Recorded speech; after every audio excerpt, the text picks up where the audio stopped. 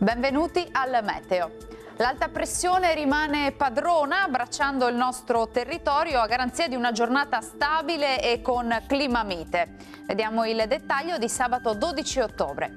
Sul Veneto avremo un ampio soleggiamento ovunque, il cielo infatti si presenterà con poche nubi a carattere sparso, solo con qualche foschia o nebbia mattutina, vedete, sulle pianure, ma in rapido dissolvimento. Non sono poi attese piogge degne di nota.